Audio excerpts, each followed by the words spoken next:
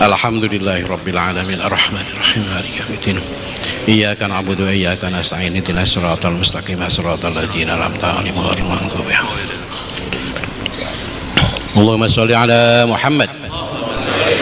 Allahumma shalli ala nuril anwar wasiril asrari wa tiryakil aghyar wa miftahi babil yasari sayyidina wa maulana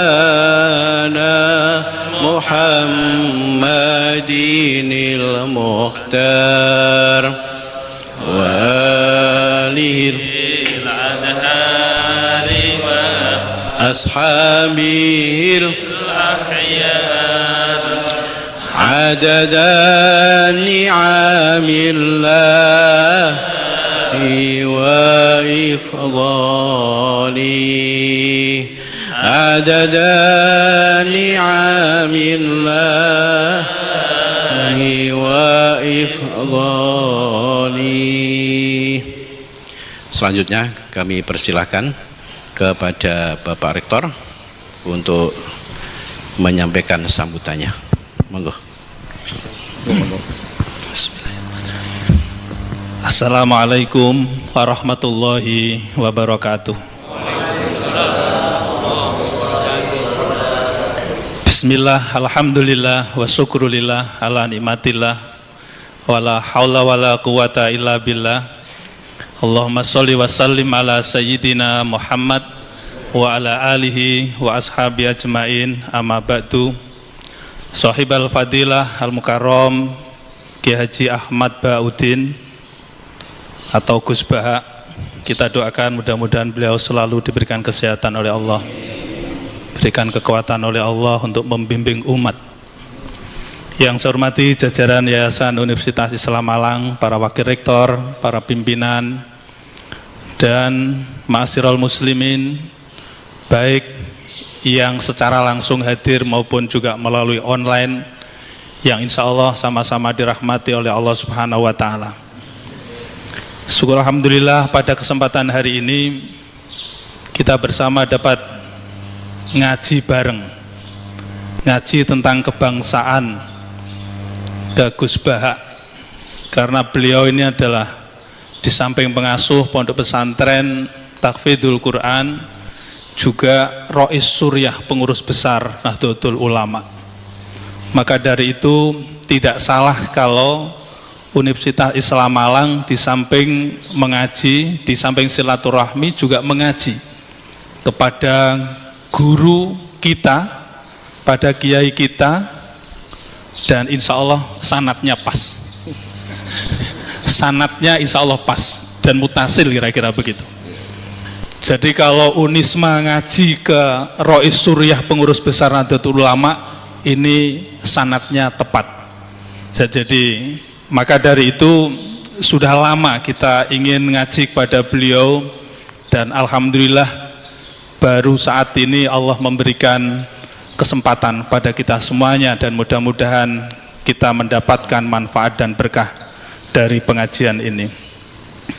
Ma'asyiral muslimin rahimakumullah, Universitas Islam Malang dengan para santrinya pula atau para mahasiswanya pula juga sering nyantri Gus Baha ke pondok-pondok pesantren, termasuk kalau ada kunjungan-kunjungan, katakanlah ziarah ke wali atau juga mungkin pengabdian pada masyarakat, salah satu yang dituju adalah pondok pesantren, sekaligus ngaji di situ. Bukan semata-mata kita menghadirkan kiai, tetapi juga kita mendatangi kiai. Tapi suatu saat juga kita undang Gus Baha untuk datang ke Universitas Islam Malang. Ya, karena pesannya Kiai Tolkah kan datangkan para kiai ke Universitas Islam Malang. Jadi mudah-mudahan nanti kalau COVID sudah reda, kita doakan mudah-mudahan beliau berkenan hadir di Universitas Islam Malang. Karena ini adalah kampus NU, berarti kan miliknya Rois Suriah, pengurus besar Nahdlatul Ulama. Masyaallah muslimin rahimakumullah, Unisma jelas-jelas milik NU Gus, jelas-jelas milik NU, karena monumennya juga Unisma dari NU untuk Indonesia dan peradaban dunia, itu monumennya. Jadi maka dari itu kalau ingkang didhawuhaken kalian Hadratus Syekh Hasyim Asy'ari, sapa wonge sing ngurip-nguripi NU termasuk Unisma, insya Allah uripe akan berkah. Nah itu, ini termasuk salah satunya melalui pondok pesantren ini adalah nguripi NU. Tapi insya Allah nanti akan lebih lagi ketika Gus Ba saged rawuh wonten Unisma. Itu lebih urip malih, lebih urip malih. Keranten apa? Muslimat, fatayat, pengurus NU ketika mendapatkan edaran meme ini, Pak Rektor, apakah datang ke Unisma Gus Ba? Mboten niki wonten sarang mriko. Kapan rawuh mriki kula badhe rawuh? Sampai saking Jombang nggih telepon kula, saking Blitar telepon kula, sedanten telepon kula badhe rawuh wonten Unisma. Dan iki keranten sampun ditenggo kalih jamaah, nek mboten mriko kan mboten sekeco. Ma'asyiral muslimin rahimakumullah, Unisma Gus Ba itu salah satunya adalah melaksanakan trilogi. Triloginya itu adalah damai. Jadi ada jujur, kemudian ikhlas, dan rukun, damai. Dan karena Unisma ini didirikan oleh para kiai yang membawa misi Islam rahmatan lil alamin, wa ma arsalnaka illa rahmatan lil alamin. Islam adalah damai. Islam adalah, bahkan di dalam Asmaul Husna salah satunya adalah Assalam. Jadi maha damai, yang maha damai. Dan sekaligus juga junjungan kita Nabi besar Muhammad Rasulullah SAW juga menebarkan kedamaian. Spirit Universitas Islam Malang di dalam berbagai kajian-kajiannya adalah spirit kedamaian itu. Pertanian juga membawa spirit perdamaian, peternakan membawa spirit perdamaian, hukum membawa spirit perdamaian, kedokteran membawa spirit kedamaian, dan berbagai macam program studi adalah membawa spirit kedamaian dan kedamaian itu. Insya Allah sejuk kalau sudah masuk di Universitas Islam Malang, dan nanti akan dirasakan oleh Gus Ba ketika nanti pandemi Covid masuk di Unisma, insya Allah akan lebih sejuk lagi. Itu.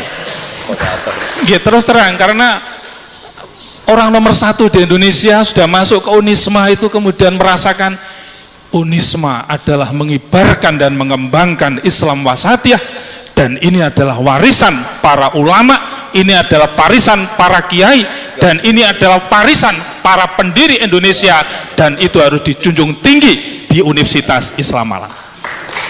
Maka kita akan mendengarkan dari pengajian yang nanti akan disampaikan oleh Gus Ba, dan ini semua Gus, ini adalah pimpinan-pimpinan di lingkungan Unisma.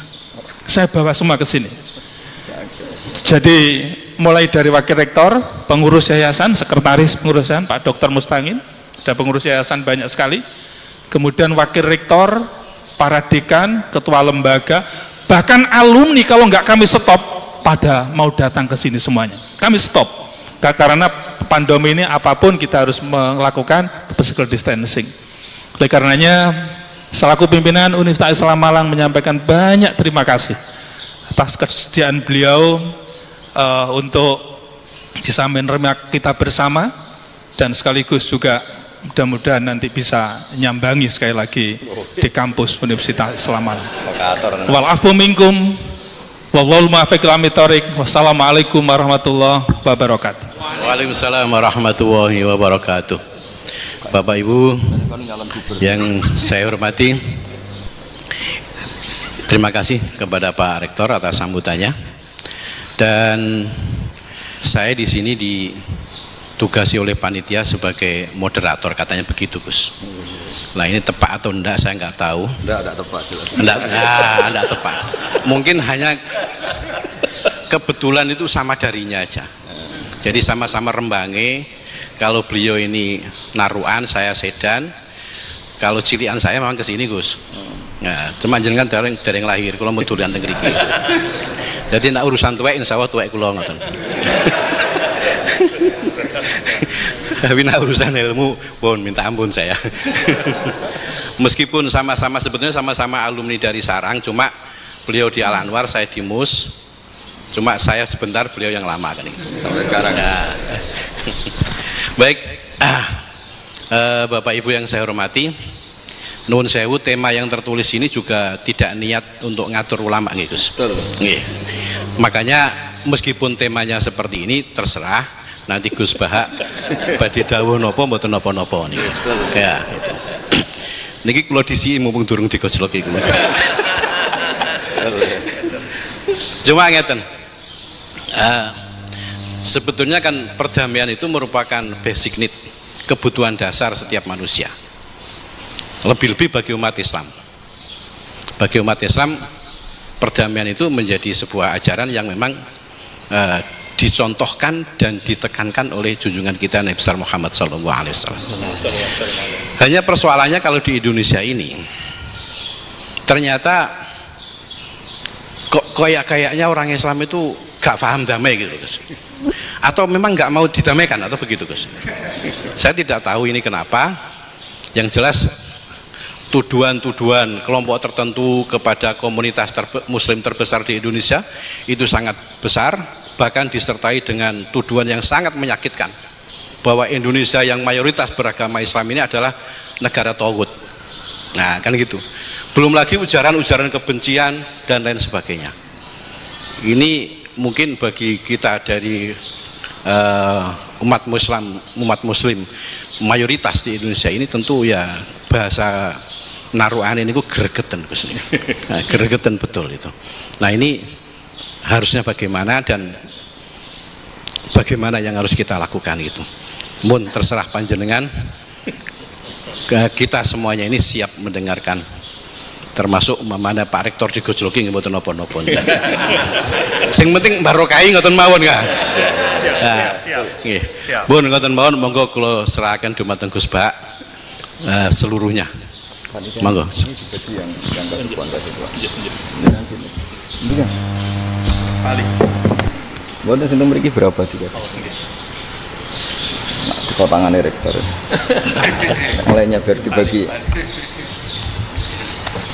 yang nih pimpinan sikap provokator nih. Assalamualaikum warahmatullahi wabarakatuh. Bismillahirrahmanirrahim. Rabbi shrah li sadri wa yassir li amri wa hlul 'uqdatam min lisani. Allahumma shalli wa sallim ala sayyidina Maulana Muhammadin wa ala alihi wa sahbihi ajmain, amma ba'du. Ini yang saya hormati pertama, pengatur saya ini Profesor Dr. Haji Maskuri. Yang cara ngomong tidak kayak profesor tapi kayak jurkam. Jadi kalau ciri utama akademisi itu kalau ngomong itu teduh, datar, runtut, sehingga memaksa orang lain itu menerima karena runtutan logika yang terbangun. Nah, kalau ini tidak, pokoknya kasar gitu, pokoknya orang itu. Ini agak lazim, agak dalam dunia ilmu. Semua wakil rektor, semua yang hadir yang saya hormati, saya seperti yang dikatakan moderator Pak Bapak Anwar, bahwa memang saya tidak boleh terikat sama yang di belakang ini, karena ini kayak apa ya, ada satu madhab yang anak-anak Unisma semuanya harus tahu, teman-teman di Unisma, menjelaskan itu tidak lebih baik. Jadi karena seakan-akan belum melakukan. Indonesia itu dulu kedatangan Islam itu tidak pernah dipertentangkan antara Islam dan negara, sehingga diskusi itu sudah salah, karena para wali itu tidak pernah mempertentangkan Islam dan keindonesiaan atau kebinekaan. Satu, bahwa para wali itu misinya dakwah, di mana-mana dakwah itu pasti ketemu yang berbeda, mulai beda agama, beda pilihan madhab, beda tradisi, beda kultur. Jadi itu tidak perlu dipertentangkan, tapi malah itu jadi lahan dakwah. Sehingga kita ini kalau diminta diskusi hubungan negara dan agama malah bingung, memangnya kenapa. Itu seperti dulu zaman P4, saya punya kawan di Jogja, teman saya nulis tafsir Profesor Zaini, itu pernah zaman Pak Harto disuruh sosialisasi P4 di Papua. Apa hubungan Pancasila dan UUD 45? Itu orang Papua jawab, hubungannya baik-baik saja Pak. Jadi yang unik itu ketika disuruh baca Pancasila, 1 Pancasila, 2 ketuhanan yang Maha Esa. Nah, akhirnya 6 kan? Kenapa Pancasila jadi 6? Yang unik itu ketika ditanya, ini saya melihat langsung di TV 7 itu, Indonesiaku ini. Ada anak-anak kecil ditanya, bendera ini milik siapa? Bendera merah putih itu. Jawabannya apa? Milik sekolahan Pak. Karena memang milik sekolah. Itu yang tanya itu kaget. Milik sekolahan Pak.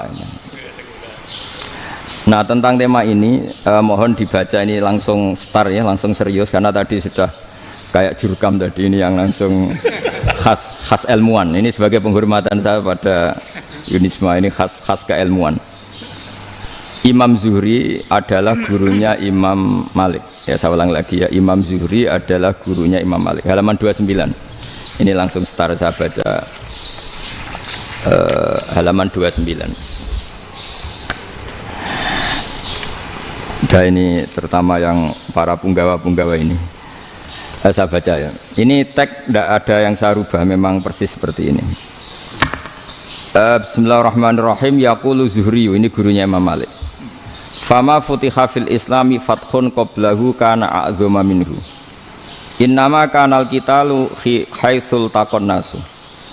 Falam makanatil hudnatu wa wadu'atil harbu wa amanan nasu ba'duhum ba'do wal taqaw fatafawadu fil hadits wal munaza'ah. Falam yaklim ahadun bil islami yaqilu syai'an illa dakhula fihi. Walaqad dakhalataini kasanaten mislu man kana fil islam qabla dzalika au aktsar. Terus ini ngomongnya harus santai, nggak boleh provokatif. Begini, kita tahu dalam perdamaian Hudaybiyah itu poin-poinnya itu semuanya merugikan Islam. Di antaranya adalah jika yang Islam masuk kafir harus dibiarkan, karena berarti masuk ke habitat asli. Karena Nabi sebelum jadi Nabi, komunitas pokok itu kafir, sehingga kalau Islam masuk kafir kembali ke habitat. Tapi kalau Islam masuk kafir, kafir masuk Islam itu harus dikembalikan karena dianggap bid'ah. Maka kalau kamu dituduh bid'ah itu tenang saja dulu, Nabi itu ya dituduh ji'ta bidinin muhdas, kamu datang dengan agama yang baru. Cuma agak diteruskan wa kullu muhdasatin bid'ah wa kullu bid'atin dalalah. Jadi orang-orang kafir dulu kalau ngomentari Nabi ya ji'ta bidinin muhdas, kamu datang dengan agama yang baru. Nabi nurut. Semua perjanjian yang merugikan Islam itu Nabi nurut. Tapi Nabi hanya minta satu hal, jangan ada perang 10 tahun. Dan orang boleh seminar, boleh diskusi tentang Islam. Ya ini dengerin betul ini. Jadi saya tidak akan provokatif, ini pakai logika. Nanti bisa dipakai disertasi doktor. Tapi saya minta orang boleh diskusi, boleh seminar tentang Islam. Akhirnya saat itu juga ada orang yang masuk Islam. Di depan tulisan itu belum kering istilahnya. Datang ke situ namanya Abu Jandal bin Suhail bin Amr. Itu datang ke Nabi, ya Rasulullah saya ini mau masuk Islam. Kata orang-orang kafir, ini pertama Muhammad, kamu komitmen enggak sama perjanjian? Kalau kamu komitmen harus kamu kembalikan. Nabi bilang, ya Abu Jandal kamu kembali ke mereka, ke habitat mereka, yaitu menjadi kafir, di komunitas kafir maksudnya. Akhirnya nangis. Umar, Sayyidina Umar itu mendekati Abu Jandal, kemudian memberi isyarat supaya ngambil pedangnya. Jadi isyaratnya wong ini baca ora wis. Maksudnya orang-orang kafir. Tapi Abu Jandal nggak mau. Singkat cerita akhirnya kembali ke komunitas kafir. Tapi yang dikatakan Imam Zuhri cara analisis ini nggak bisa pakai provokatif, harus pakai analisis. Innama kanal qitalu haitsul taqon nasu. Yang namanya perang itu menjadikan orang berpikir jernih. Ini poin yang diambil oleh Rasulullah. Kalau dibahasakan Nabi curi kesempatan, masuk Nabi dikatakan mencuri, meskipun itu hanya bahasa ya. Enggak mungkin lah kita bahasakan seperti itu. Saya ulang lagi ya. Kenapa ada perang berkesinambungan sampai tahun ke-8 Hijriah? Mulai tahun kedua ada perang Badar sampai tahun 8 Hijriah itu perang terus. Nabi sama orang kafir perang terus. Akibatnya apa Pak Profesor? Namanya perang itu ya enggak kau bermikir. Pokoknya agar ketemu Islam perang, Islam ketemu kafir perang, enggak kau bermikir. Padahal Islam itu bisa diterima oleh akal sehat, harus lewat diskusi, lewat pengamatan, lewat pemikiran, lewat pengendapan berpikir. Makanya Nabi tahu ini masalah besar. Kalau orang perang terus, itu gak kober mikir Islam, tidak sempat diskusi tentang Islam. Makanya Nabi hanya minta satu poin. Oke, perjanjian ini satu rutin semua, tapi saya minta orang kafir semuanya boleh mendiskusikan Islam, boleh seminar tentang Islam. Mereka bilang iya, pada pikiran mereka kan diskusi paling piye. Ternyata betul, ada diskusi. Terus temanya gini, kira-kira bener di Muhammad Abu Jahal. Terus Tuhan Muhammad sama Tuhan Abu Jahal itu keren mana? Diskusi. Tuhan Muhammad itu khaliqus samawati wal ardi, yang menciptakan langit bumi. Sebagaimana kampanyenya Muhammad. Ya mereka masih jangkar bilang Muhammad. Kalau Tuhan kita, ya berhala itu yang kita bikin, yang kadang rusak, yang kadang kudanan, terus lemutan, pokoknya terus diskusi. Kita kok bener pengirannya Muhammad. Terus Muhammad Abu Jahal. Mulai dhisik Muhammad itu ratau bodoh nih. Mulai dulu Muhammad tuh gak pernah bohong. Abu Jahal, waduh, wis bodoh nih ngongkonan. Wis ribet kan? Dan semua diskusi itu mengarah ke kebenaran Islam. Akhirnya ngomong kafir sing tokoh-tokoh cara Jawa yo. Wah, semane jebule masalah ini kan. Artinya gini, kalau kita ingin Indonesia damai, sebenarnya yang untung itu Islam. Karena Tuhan yang menciptakan langit dan bumi tentu gak akan diperbandingkan atau akan dikalahkan oleh Tuhan yang lahirnya saja sudah di bumi. Misalnya kita menjual Tuhan Allah, siapa itu yang menciptakan langit bumi, yang ada sebelum langit bumi? Bandingkan dengan Tuhan yang lahirnya di bumi, ada tanggal lahirnya, ada aktenya, itu kan sudah ribet kan? Begitu juga kalau memperbandingkan tokoh. Muhammad itu siapa? Tokoh yang bisa menyatukan pan-Arabik, tokoh yang begini-begini, yang sayang istri, sayang keluarga. Dibandingkan dengan tokoh Abu Jahal, Abu Lahab yang corong jauh penggaweannya yang ngerugikan orang lain. Akhirnya orang itu mulai tertarik sama Islam. Makanya kata Az-Zuhri pakai bahasa dulu, falam yaklim ahadun bil Islam. Tapi kalau sekarang yang populer itu bahasa yatakallam. Sebenarnya yang benar itu bahasa kalimah yaklimu kalaman, karena masdarnya itu kalam, berarti sulasi nopo mujarrad. Tapi di fiilnya itu mujarradnya enggak kelaku, jadi di fiilnya takallama ya takallamu, tapi untuk masdarnya yang kelaku kalaman. Jadi ini agak unik, agak enggak lazim. Mestinya kan takallama ya takallamu takalluman, tapi di masdarnya kalam populer, tapi di fiilnya tidak populer. Saya teruskan ya, ini penting sekali. Jadi menjual Islam, kalau boleh dibahasakan menjual, itu tetap enak dalam kondisi damai. Karena kalau kita perang, itu bawaannya kalau ketemu ya perang. Kalau ketemu perang, sehingga orang itu rakober diskusi dulu. Saat benernya Islam sampai kafir itu bener di. Karena tidak kober diskusi, tidak sempat diskusi, orang yang milih yang kafir. Karena yang mayoritas yang kuat. Sementara Islam zaman itu lemah. Ya Nabi itu yang diminta hudnah, yang penting kita damai. Terus orang boleh mendiskusikan benar mana kita dan mereka. Ya setelah diskusi ya tadi kan nggak mungkin Allah yang begitu keren hebat pencipta langit bumi dibandingkan berhala yang mengurus dirinya sendiri saja tidak bisa. Walhasil terus orang mulai tertarik sama Islam dan aturannya nggak boleh dilarang diskusi itu. Nah makanya saya pernah ditanya beberapa profesor di Jogja, Gus, suatu saat kalau kampus paling keren di Jogja ini ada Islamic Studies, kemudian pengajarnya dari berbagai agama, ini riskan nggak bagi Islam? Saya jawab, asal yang didiskusikan Islam itu nggak masalah, yang repot itu nak umat Islam.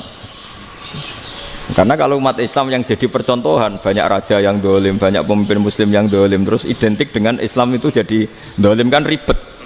Ya kalau pas umat Islam, kalau Islam yang kumat kan jadi masalah kan. Nah ini kan terus jadi beda umat Islam sama Islam yang lagi apa? Kumat. Singkat cerita terus Islam mendapat posisi yang luar biasa. Nah, makanya di sini diistilahkan falam makanatil hudnah, ketika ada perdamaian wa amanan nasu ba'dum ba'do, orang merasa aman, itu fatafawadu fil hadis wal munazaah. Mereka berdebat, munazaah itu berdebat. Keren mana konsep Muhammad dengan konsep Abu Jahal? Keren mana konsep Tuhannya Muhammad dengan Tuhan kita? Terus diskusi dan mereka akhirnya ikrar, wah yang benar ya Muhammad lah. Di mana-mana Tuhan tuh ya sebelum langit dan bumi, di mana-mana Tuhan ya punya reputasi menciptakan. Masa Tuhan reputasinya diciptakan kayak berhala dan sebagainya. Ibadah juga gitu. Ibadah wong kafir itu kalau tawaf itu telanjang, ibadah Muhammad santun pakai pakaian. Terus akhirnya mereka mulai tertarik Islam. Sehingga saya lihat di beberapa tafsir, saya memang tidak akan ngomong yang tidak serius, ngergani Unisba ben sawangane pemikir serius.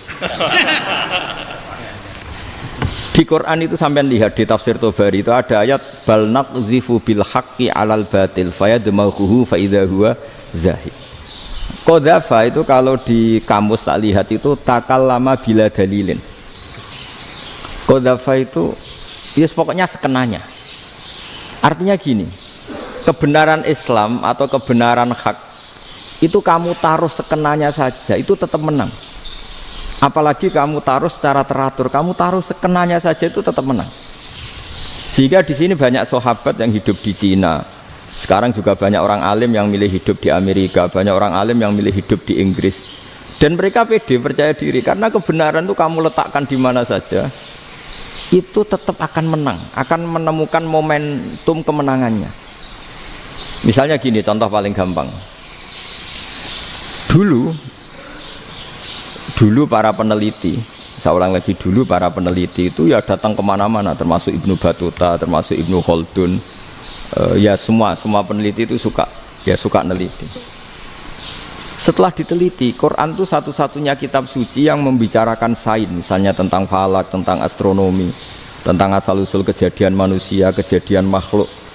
Juga bicara tentang geografi, geologis, semuanya. Sementara kitab lain hanya cerita tentang mawaid wal hikam wal ibar. Jadi diteliti kayak apa, pada akhirnya hak ini yang menang. Bal naqdhifu bil haqqi 'alal batil fayadmaghu fa idza huwa zahid. Saya berkali-kali cerita, ada ulama yang ahli matematika.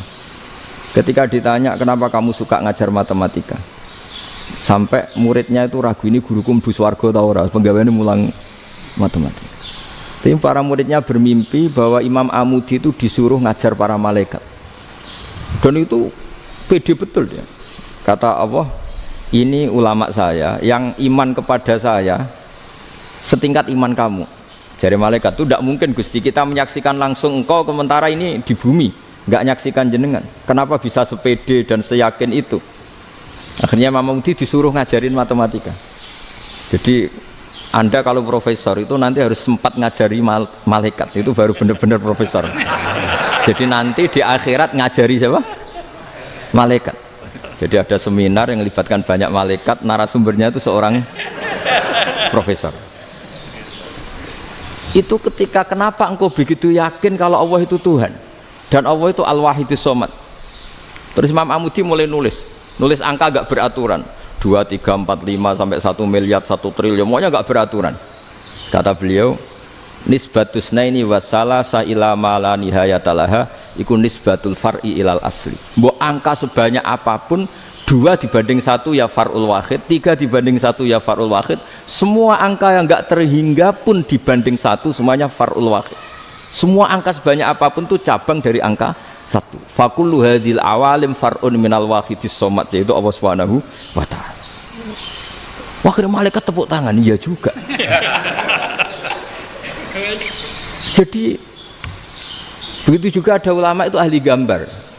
Saya dulu ngaji sama Mbah Mun Al-Husunul Hamidiyah, itu kitabnya itu banyak gambarnya. Dan gale gambar yang ngawur betul, mangga ahli gambar. Saya epol, tersempurna lele. Semua gambar bangunan, gambar sapi, pokoknya gambar. Ternyata dia menemukan Tuhan itu dari gambar. Gambar serapi ini atau seruwet ini sama. Gambar rapi sama ruwet itu sama kalau dalam pandangan tauhid. Dimulai minan nuqtah al-wahidah. Kowe cek gambar sing rapi, sing indah, cek gambarmu elek, dimulai dari 1 titik. Dan titik ini nuqtatil wujud, yaitu Allah Subhanahu wa ta'ala. Jadi nak cara ahli tauhid gak penting gambare api, menang lomba atau ora penting. Butuhe hadis surah ini gambar baik yang rapi maupun ndak adalah min nuqtah dari satu titik.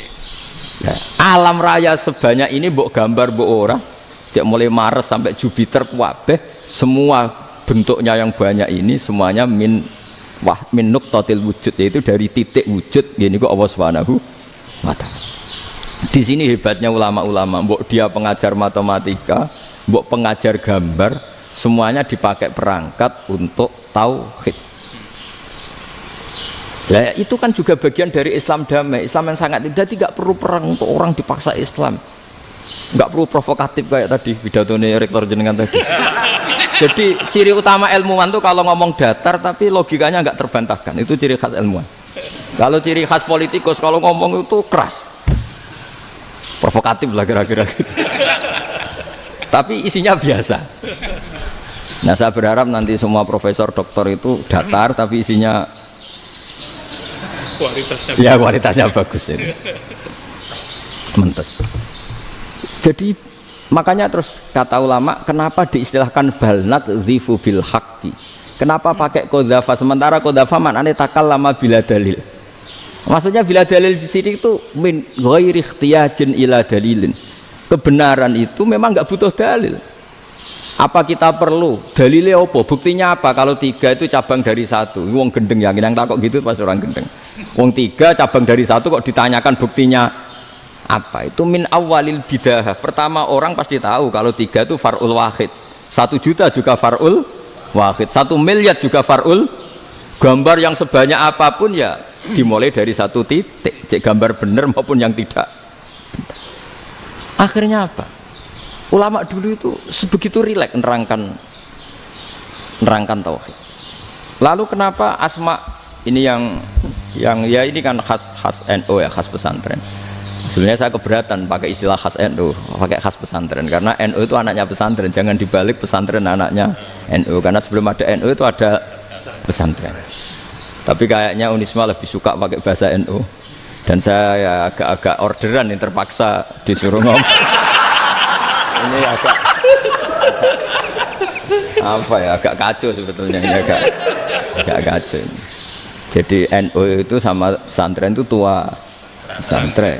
Jadi NU dilahirkan pesantren, bukan dibalik pesantren dilahirkan NU. Sehingga barokahnya didirikan pesantren ini, kadang nyuwun sewu sekali Mbah Hasyim itu kadang ide besar beliau itu ora dituruti wong NU. Jadi Mbah Hasyim cara kula kok dadi Mbah Hasyim ya mangkel. Mbah Hasyim itu ngarangno kentong. Nggih ngaramno beduk, tapi wong NU nganggo kentong. Beduk. Dan uniknya Mbah Hasyim enggak tersinggung. Karena ciri khas pesantren itu membolehkan perbedaan apa? Pendapat. Itu masyhur khilafnya Mbah Hasyim sama Mbah Fakih Mas Kumambang itu sampai dikitabkan. Saling ngeritik, saling macam-macam lah. Jadi cara berpikir Mbah Hasyim ketika Nabi rembukan, ini gimana ya cara menentukan waktu sholat ya? Ya pakai kentong ya Rasulullah, zakalin nasoro itu untuk orang Nasrani. Ya pakai buk itu trompet, zakalil Yahud itu untuk orang Yahudi. Terus, ada yang lagi pakai api ya Rasulullah, zakalil Majusi itu orang Majusi. Setelah itu ada orang datang lari-lari cerita mimpi azan tadi. Ya itu terus dipakai sarana pemanggilan sholat ya azan itu. Sehingga Mbah Hasyim menolak kentong. Karena mantas sababi kaumin bahwa beliau keras sekali sampai bilang haram. Beliau judulnya ya haram, al-jasus antakrimin nakus. Setelah naskah itu sampai ke Mbah Fakih Mas Kumambang di Gresik situ, di daerah Dukun situ. Dulu nggak ada WA ya, jadi sampainya ya lama. Makanya saya sampai sekarang nggak punya WA karena ya saya ulama kan, kalau WA-an terus ya jadi ulama. Nggak jadi ulama main WA-an terus itu. Nah itu termasuk rektor gak kau bermikir itu mesti kebanyakan WA. Karena kan otaknya didikte oleh sesuatu yang masuk, sesuatu yang dilihat itu kan pasti mendikte kita. Beda kalau yang enggak WA-an kan mikir apa kita yang menentukan. Kalau WA-an kan kita ditentukan. Mau mikir anaknya butuh apa gara-gara WA informasi Jakarta mikir Jakarta. Padahal secara kewajiban ngapain kamu orang Malang mikir Jakarta? Gara-gara WA Terus mikir Jakarta belum selesai ada berita di Sulawesi, mikir Sulawesi. Habis itu mikir NTT. Makanya semua orang sekarang merasa tokoh nasional gara-gara informasi yang masuk itu nasional. Jadi Mas Yo RT yang mikir gimana Gus Indonesia kok. Ada RT loh. Sampai lupa kalau dia itu RT. Jadi semua orang sekarang merasa tokoh nasional. Dan itu gara-gara apa coba? Akhirnya semua orang juga punya ide tentang nasional. Harusnya negara itu gini-gini. Jebule wonge sing duwe ikon itu sapa? RT. Ribet kan? Saya teruskan. Setelah naskah itu sampai ke Kiai Fakih Mas Kumambang. Beliau itu marah besar. Ini harus dilawan dan saya bukan karena benci Mbah Hasyim. Beliau teman saya ketika ngaji Kiai Mahfud di Mekah. Jadi Mbah Fakih dan Kiai Hasyim itu teman ketika ngaji di Mekah. Secara ngelawan tuh lucu.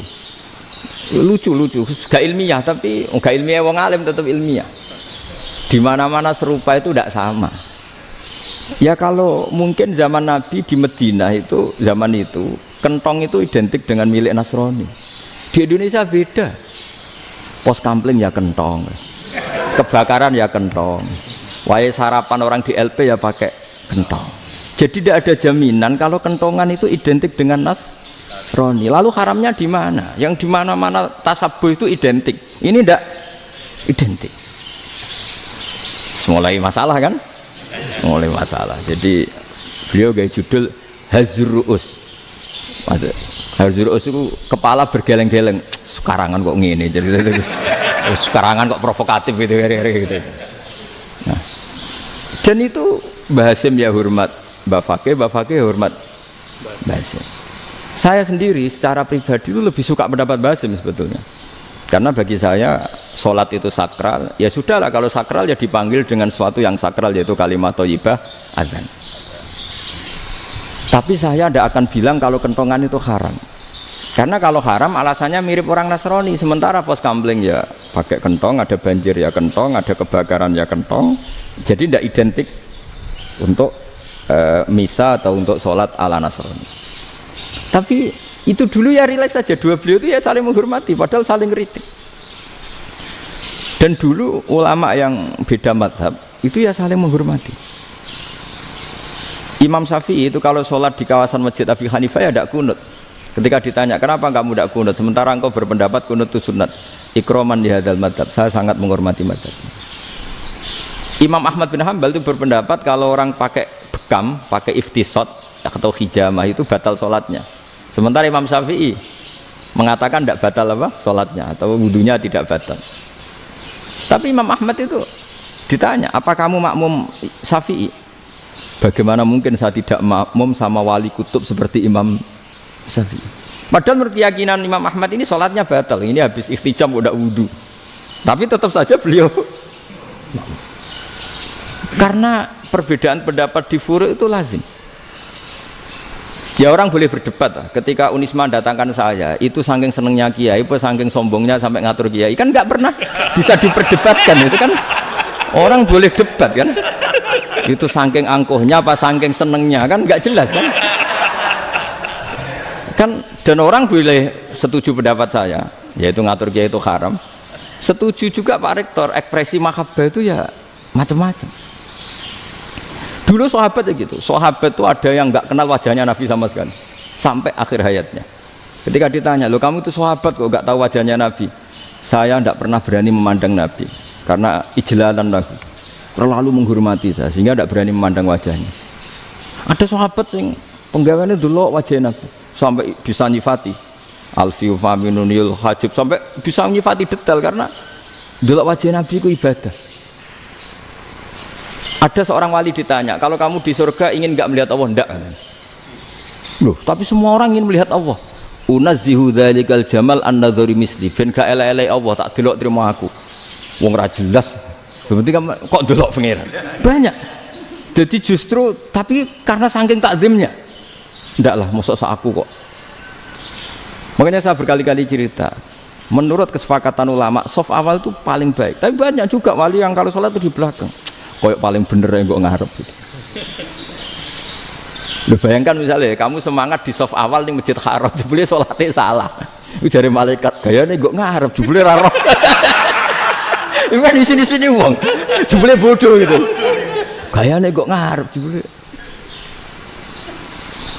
Coba orang kalau sowan Mbah Mun, yang berani di depan itu kan ya ketuanya atau jubirnya kan, yang merasa tidak pati pinter-pinter kan mesti di pojokan. Artinya sudut pandang seperti itu ya sah saja, apa?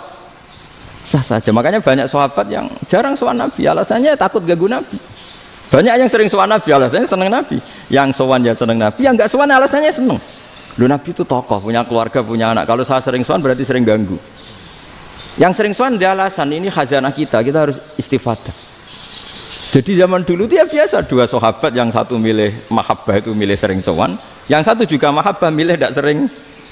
Karena pertanyaannya bisa dibalik kan, sering sowan apa sering ganggu coba. Nabi Abedar, assalamualaikum. Nabi nimang cucunya, assalamualaikum. Ayo bener yang sowan apa bener yang enggak kalau seperti itu. Akhirnya terus diatur sedemikian rupa oleh Quran. Walau annahum sabaru hatta takhruja ilaihim lakana khairal lahum. Jadi sahabat kalau mau sowan Nabi ya nunggu di sufah. Kalau Nabi keluar berarti milik publik. Sekali masuk ke dalam tidak ada sahabat yang berani sowan. La tadkhulu buyutan nabi illa ayyudzana lakum. Kalau soal sampai masuk dalam harus nunggu dipanggil. Karena sekali Nabi masuk dalam itu milik privat keluarga, milik istrinya, milik cucunya, milik keluarganya. Jadi Nabi sekali keluar ke ruang itu berarti milik publik. Itu terus jalan tengah. Karena kalau langsung masuk, bayangkan saya itu sering menyaksikan. Mbah Mun habis ngaji 2,5 jam ngaji Jalalain, baru masuk, assalamualaikum. Padahal yai mungkin mau ke kamar mandi, mau ini itu. Jadi dulu itu Quran sangat modern. Sebelum ada dokter ngatur tamu, rektor ngatur tamu itu Islam sudah modern. Dia kan nggak fair kan?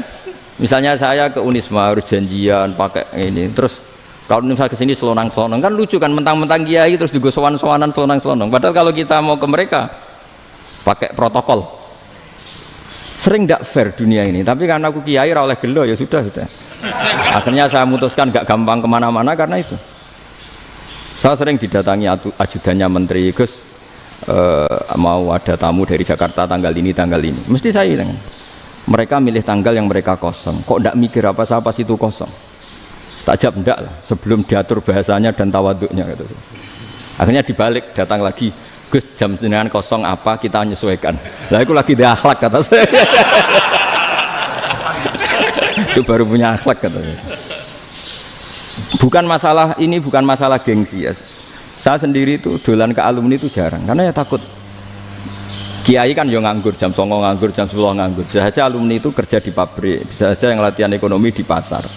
Jika kalau saya datang jam 9, iki kiai sing nilai santri ini, apa kiai sing ganggu santri.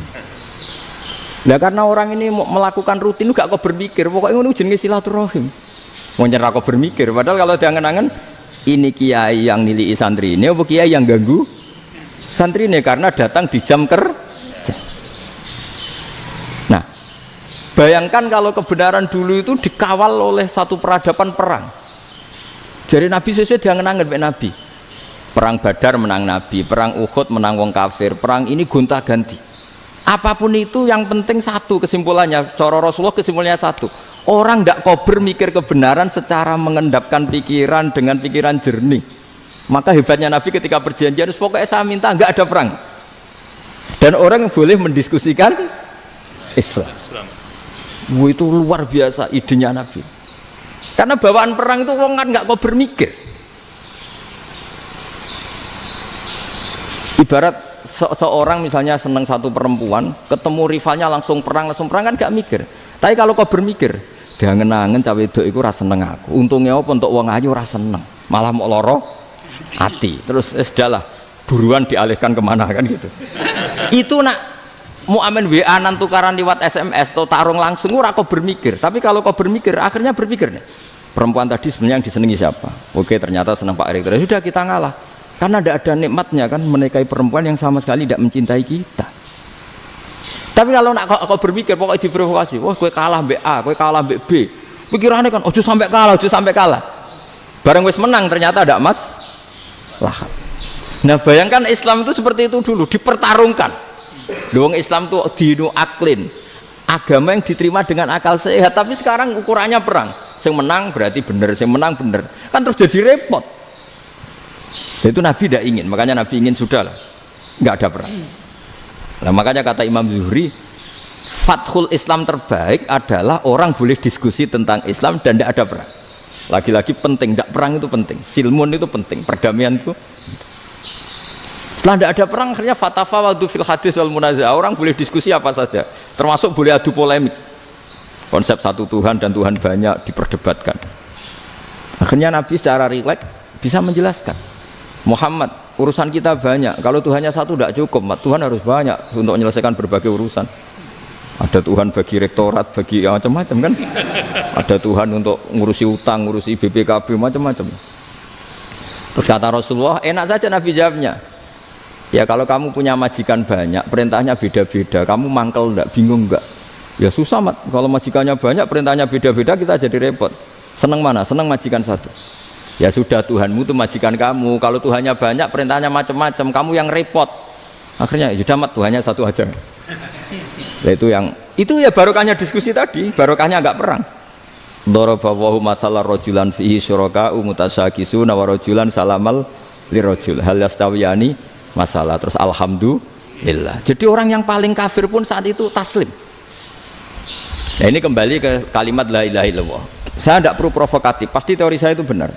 Bukan saya bilang benar itu karena sombong, enggak. Ini sesuai teks. Misalnya begini, benar enggak kelompok takfiri yang suka ngafirkan orang lain? Itu pasti tidak benar.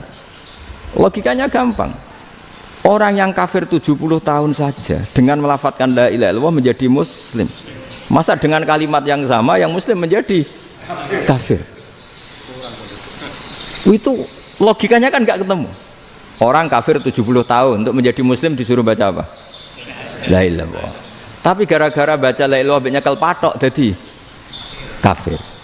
Pertanyaannya, loh ini kalimat apa? Kalimat untuk mengkafirkan apa kalimat untuk mengislamkan?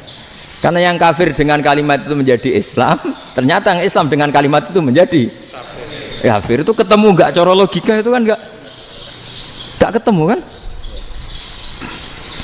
Makanya cara pikirannya Abul Hasan As-Sadzili, dan saya setuju pikiran itu. Istighfar ini boleh orang Jawa Timur protes karena kadang beda manhaj, tapi jangan protes saya, protes Abul Hasan As-Sadzili, kualat mesti sampean. Ketua Torekoh napa? Sadziliyah. Cara madzhab Sadzili, dan Anda boleh berbeda madzhab, mencari khasnya wong kampus itu wani beda. Beda kapasitas lah, pokoknya butuhnya beda. Dan ketok pinter, ketok kritis tuh. Cara madzhab Abul Hasan As-Sadzili itu gini Pak Rektor. Jadi istighfar itu baik, tapi ba'da kamali tauhid, setelah tauhidnya itu benar. Alasan beliau masuk akal. Ketika ada ayat fa'alam annahu la ilaha illallah wastaghfir li dzambik. Bihadil kalimah. Jadi orang boleh istighfar setelah tauhidnya benar. Alasannya Abul Hasan As-Sadzili begini. Qul lil ladzina kafaru iyantahu yughfar lahum ma qad salaf. Katakan kepada mereka yang kafir, sekali mereka tidak kafir, maka otomatis dosanya masa lalu diampuni. Pertanyaannya, yang bisa menghentikan kekafiran itu kalimat apa? La ilaha illallah. Dengan hanya melafadzkan la ilaha illallah Muhammadur Rasulullah, langsung yughfar lahum ma qad salaf, langsung dosanya diampuni. Berarti yang menjadi pengampun dosa lah, penyebab pengampunan itu apa? La ilaha illallah. Itu bahkan orang kafir belum istighfar.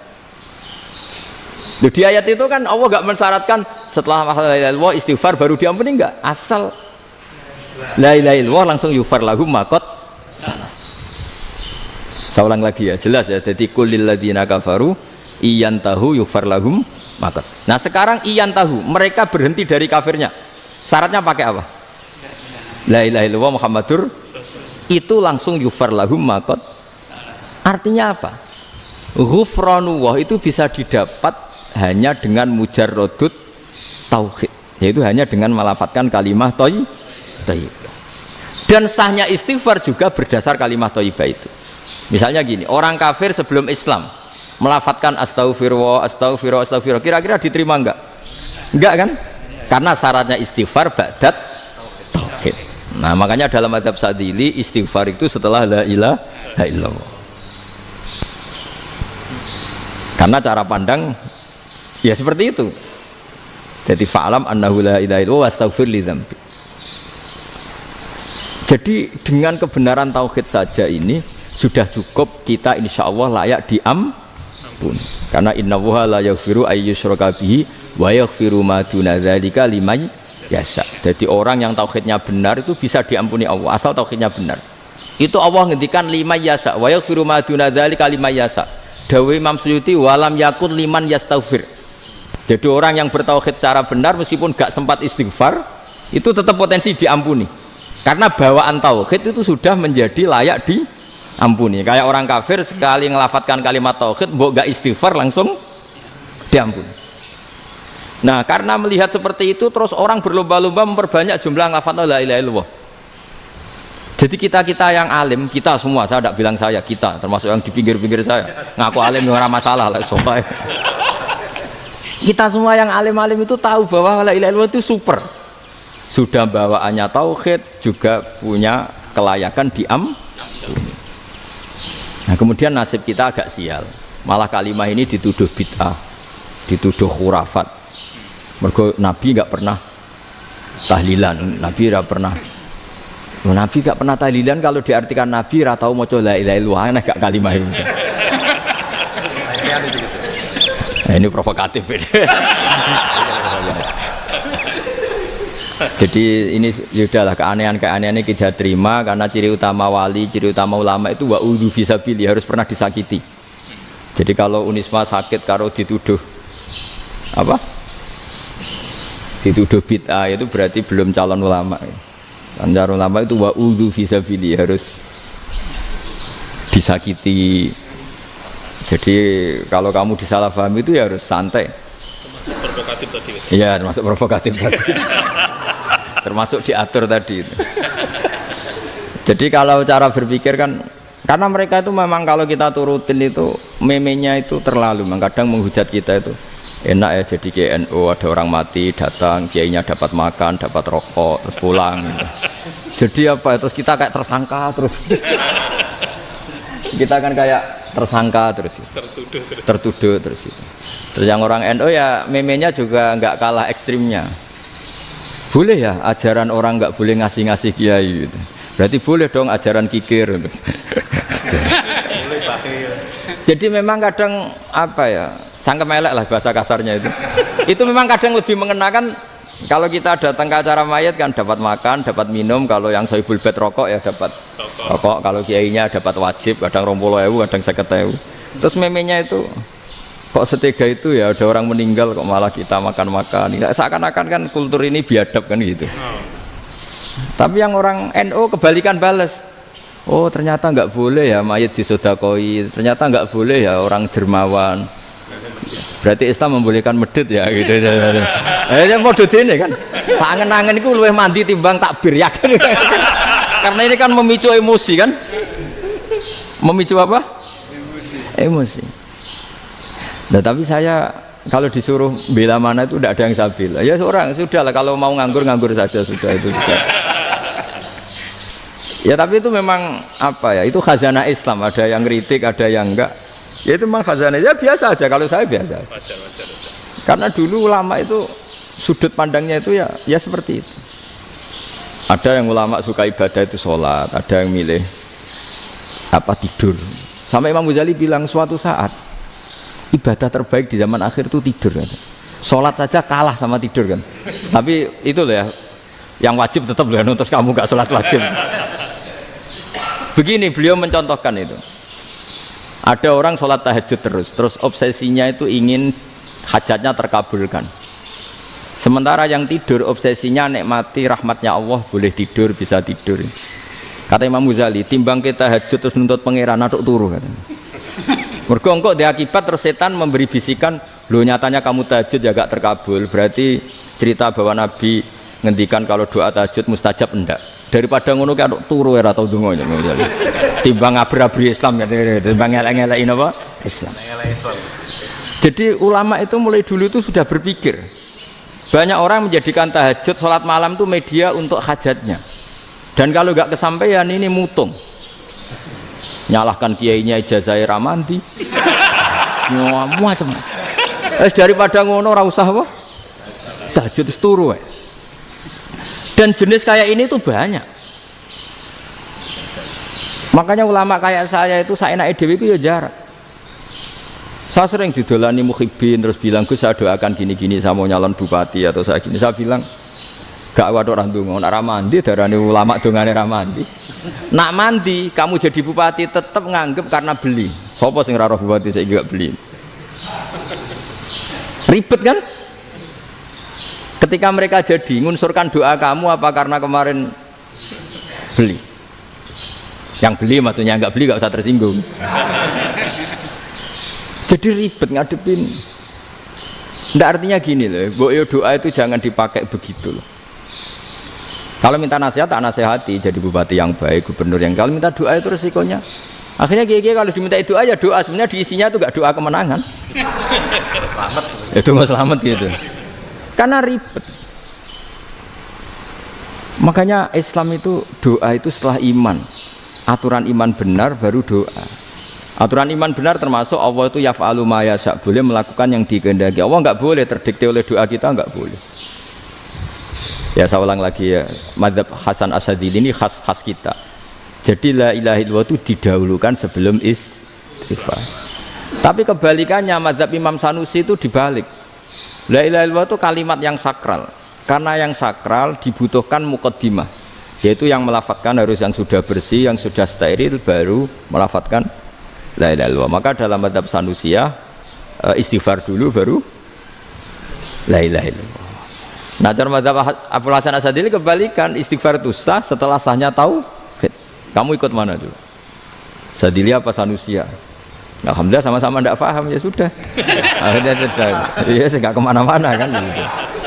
Jadi apa ya? Terus ini saya teruskan, ini biar khas pesantren atau khas NU lah, kalau bahasa Pak Rektor khas NU. Ini Ben sampean tahu beberapa perbedaan itu lazim, halaman 24 ya, halaman 24 sama 25 tak baca, ini masih orisinil. An Sufyan bin Uyainah, ini juga gurunya Imam Syafi'i. Kata Sufyan bin Uyainah, beliau cerita kana Isa wa Yahya alaihi masalam ya'tiyanil qaryah fayas'alu Isa an syirari ahliha wa yas'alu Yahya an khiyari ahliha.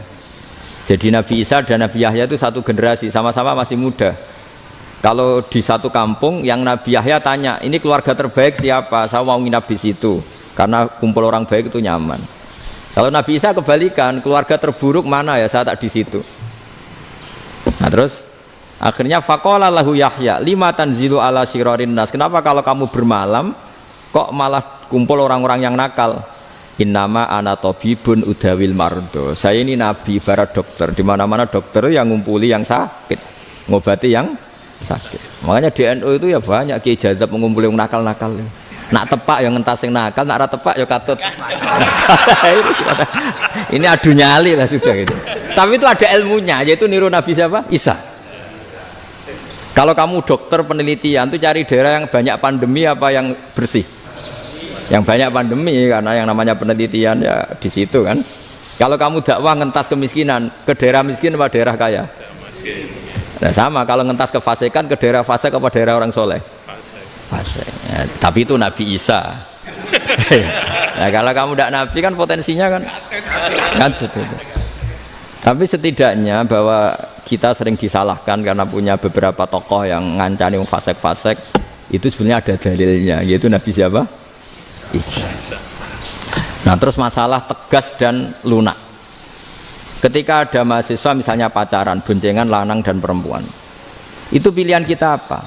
Kalau tegas, terus gak mau mendengar kita. Misalnya gini, contoh gampang, tak beri contoh Pak D, jangan orang tua, nanti secara fikih itu beda. Nah ini kan kita orang pesantren, nah, biasa ngaji fikih detail. Kamu Pak D seorang perempuan, mahasiswi misalnya, sering pacaran. Setiap ke situ sama pacarnya kamu diam saja, padahal kamu dosen keislaman. Mesti pamanaan kamu nyimpulkan ternyata pacaran itu tidak apa-apa, buktinya Pak D itu tidak negur, menengahi. Ini berarti as-sukut alal mungkar. Tapi kebalikannya, Pak D ini terkenal keras, nak rono mesti radiaku ponaan, akhirnya yura rono mesti ngerti nak mesti diamuk. Nah dua orang ini sama-sama gagal kan. Yang lunak menjadikan ponaannya pacaran terus karena enggak negur sehingga dikira membolehkan. Sing keras juga gak sempat bina, wong rono era wani. Akhirnya dua orang ini sama-sama tidak ketemu, sama-sama tidak berkesempatan membina kan? Gagal membina kan? Karena yang keras ponaknya tidak pernah situ, berarti nggak bisa bina kan? Yang lunak membiarkan berarti juga ada bina. Nah Islam itu antara dua itu, ya agak terlalu lunak, nggak terlalu keras. Karena kalau terlalu keras, misalnya ada kiai terlalu keras, lu masyarakat mau tanya itu gimana? Lari kan? Lu saya ini punya pengalaman pribadi. Saya ini kan kecelok orang alim.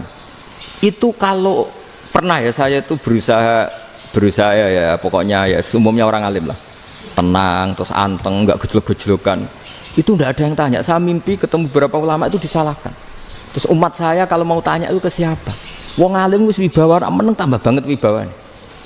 Bala Quran sering gojlok rektor macam-macam. Terus wong wanita kok, saya biasa ke pasar pandangan dicegot orang. Gus, putri saya itu sering keluar darah tapi melebihi batas haid gini-gini. Kalau badhe sowan jenengan, gak usah sowan ning kene mbek ngadeg-ngadegan. Terus tanya, yang haid berapa hari Gus? Ya supaya rudat ilal adat sebelum dia punya penyakit istihadah itu berapa? 6 hari ya sudah, kembali 6 hari lainnya mustahadah, tetap sholat tetap normal. Tapi kalau sawi bawa moro pasar go tasbih duwilu iku mesti wong salaman njaluk donga yakin. Tapi baru kayak rada uraan ketemu wong-wong, dol pening ndi? Mak pening ndi? Gus beneran Gus ketemu jenengan kula wingi badhe tuwa kok. Akhirnya tanya. Dadi uraanku iku amdan. Lha nek sampean asli, iki asli uraan. Karena ndak uraan lah tetap ndak wibawa kan. Jadi baru kayak uraan itu ya banyak. Saya itu kalau ngantor di Jogja itu banyak orang yang tanya. Ya biasa tuh tanya macam-macam. Karena saya uraan. Ke pasar ya orang, bahkan di bis sering ketemu orang, wah beneran Gus kalau badhe sowan jenengan badhe tanya ini. Ya sudah di sini aja. Jadi semua itu diilmoni. Nah, Nabi itu punya sisi yang dua-duanya jalan. Memang beliau luar biasa, dipilih Allah yang luar biasa. Nabi ketika wibawa itu banyak sahabat yang bahkan mengenali wajahnya aja tidak bisa. Ka'anna ala ru'usihim at-tayr, bayangannya seakan-akan di kepalanya itu ada burung yang takut terbang, saking antengnya. Tapi Nabi sekali mengeluarkan job, sekali santai, itu sahabat tanya itu sampai yang nggak pantas ditanyakan. Nabi saya tadi kumpul istri saya, tapi tidak inzal, itu wajib mandi ndak. Aro'aita law anna ahadana ya'ti imro'atahu walam yunzil. Itu ya ditanyakan. Nabi pun kumpul ya betul sakit inzal sepundi. Guys betul lagi. Terus ya ada yang tanya macam-macam. Ya saking ada sahabat dipanggil Nabi tambah lari, dipanggil lagi tambah lari. Pas jenengan nyeluk, oh pas kula kumpul bojo kula. Lah kula kuwatir jenengan orang suci, saya belum mandi, makanya saya lari. Terus Nabi ngendikan innamal mukmin thahir, ya nak masalah ketemu kiai ra apa-apa ijek junub. Sementing kok nak salat kados sik. Tapi Nabi sekali pakai madzahirul jalal, tapi pakai wibawanya, itu orang nggak berani ngomong.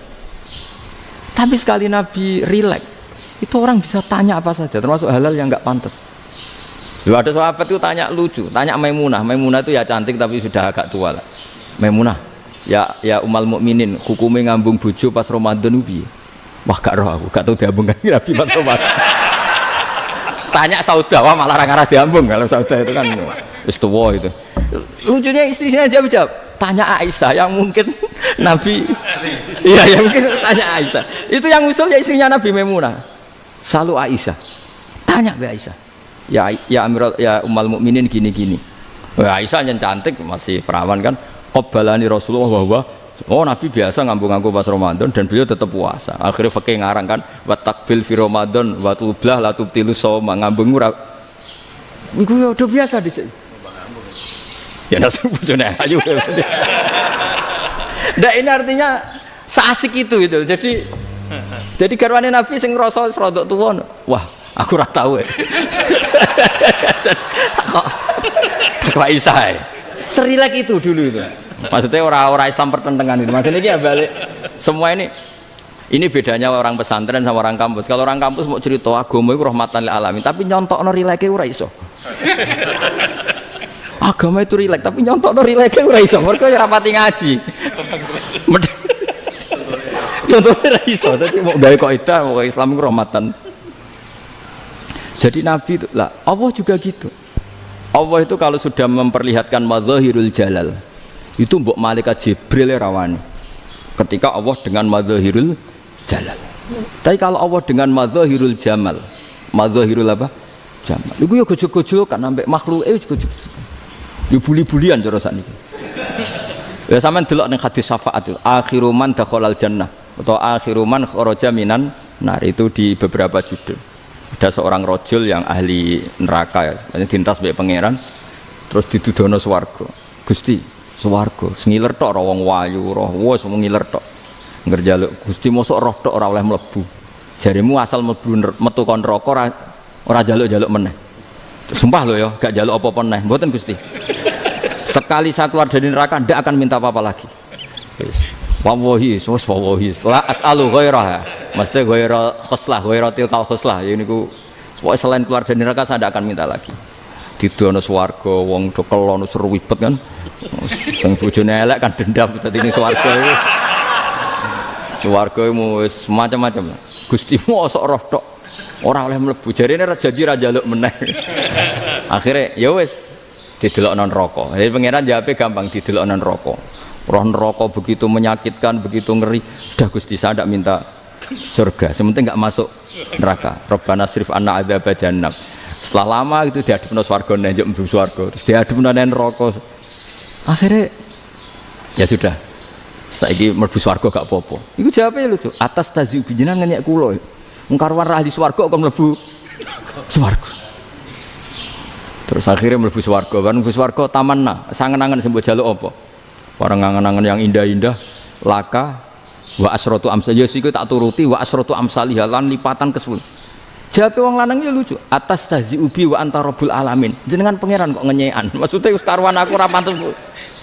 Terus jare pangeran, la astazi ubika walakinni alama asya'u qadir. Aku gak ngenyek kowe, pancen aku pangeran. Nuruti kowe iku iso. Jadi Allah sendiri ketika dengan madzahirul jamal itu malaikat ya ono sing wani bantah. Masyhur itu kan malaikat sing bantah pangeran ataj alufiya mayufsidu fiya wasfikut. Karena Allah dengan madzahirul jamal. Sing paling masyhur Nabi Musa. Nabi Musa itu ketika Nabi Mi'raj. Nabi Mi'raj itu beliau kira-kira di langit keempat lah yang masyhur atau kelima. Ngelangkai. Nabi Musa nangis, "Ya Rabbi, ini apa-apaan? Orang sing ja'a ba'di kemudian melangkai makom saya ini apa-apaan?" Jadi Nabi Muhammad kan apapun hebatnya kan junior. Kok melangkai makom saya ini apa-apaan? Enggak fair. Sampai Nabi Muhammad itu tanya gini sama Jibril, reaksi Allah gimana ketika melihat Musa seperti itu? Jawab malaikat Jibril lucu. Ya roh khiddatahu, Allah sapal gayane Musa. Biar. Jadi lucu. Ya dibiarin aja sama Allah. Tapi yang jenenge Nabi Musa itu kekasihnya Allah, tetap berkah bagi kita. Betul. Ketika setelah Mi'raj diwajibkan sholat 50, gentenan Nabi Musa kelihatan nabinya. Sebenarnya Nabi Musa itu sebetulnya loh, gak nguntungkan kita sebetulnya. Tapi yang nguntungkan, sebenarnya tidak niat nguntungkan kita, tapi nguntungkan. Nabi Ibrahim kan di langit ke-6, keren lah. Konti jong ketemu Allah ngeten-ngeten kan sholat 50. Karena Nabi Ibrahim terkenal Nabi baik, tidak bantah. Bareng Nabi Musa, kenapa diceluk pangeran? Kula kan salat ping 50. Inna ummataka la tutiku dalik. Wah, gak kuat umat. Serai-rai gak umatmu ora ngarah kuat 50 rakaat. Tapi sebenarnya Nabi Musa itu niatnya bukan membela kita. Fa inna ummati la umatku sing gagah-gagah ra iso meneh umat. Berarti sebetulnya ya itu masih pakai gengsinya gitu. Wes ngono-ngono lah sementing kita untung. Sebetulnya dia itu gak terima wong umat saya aja yang lebih kuat. Gak kuat apalagi umatmu. Dan terus sebutin irji ila rabbika fas'alhu takhfif. Itu berarti Allah dengan madzahirul jamal. Sudahlah, datang ke Allah minta keringanan. Allah itu baik. Minta, ambek Allah diringana mau 5 tok. Jadi cek 45. Balik ke Nabi Musa, piro 45. Cek ra kuat umat. Wong umatku ra kuat. Jadi sebenarnya dia bilang umatku ra kuat. Lho cara Nabi Muhammad model wong Malang. Yo beda umatku mbek umatmu. Ribet kan? Beda. Lho Nabi Muhammad kan tidak seperti itu kan?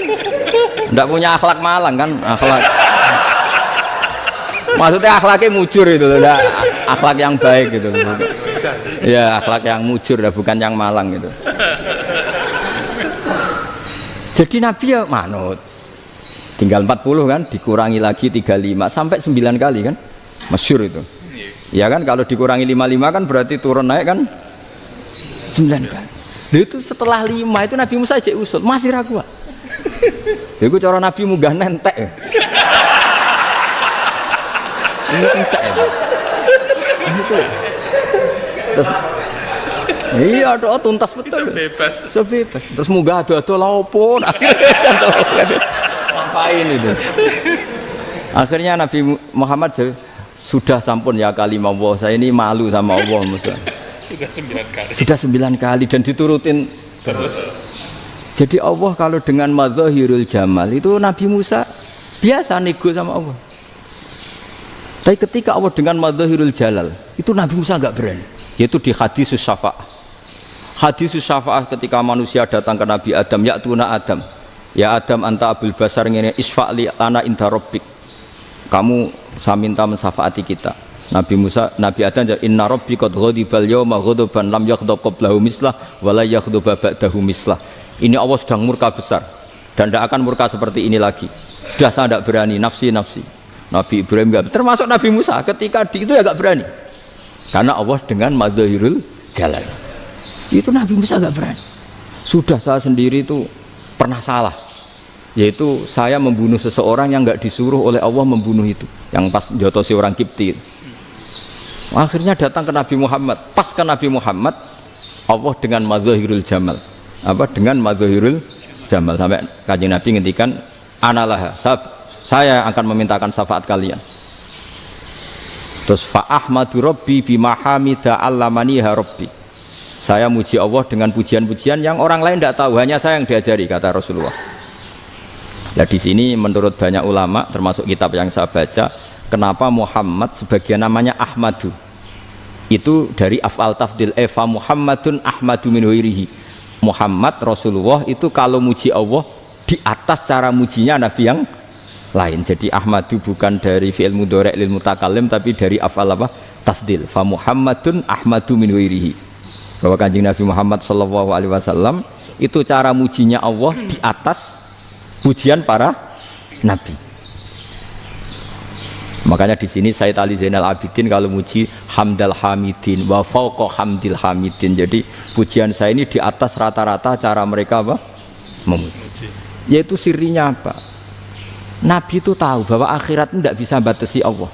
Kamu tidak bisa nyemprit Allah. Allah, ini akhirat loh. Amal sudah ada manfaat. Ingat itu. Tidak bisa seperti itu. Allah itu nggak bisa tunduk sama konstitusi yang bernama akhirat. Artinya Allah meskipun di akhirat tetap duwe hak yaf'alu ma yasa atau yaf'alu ma yurid. Nggak bisa kamu terus wah ini akhirat amal ra iso dikirim wong mati, amal ra iso dikirim.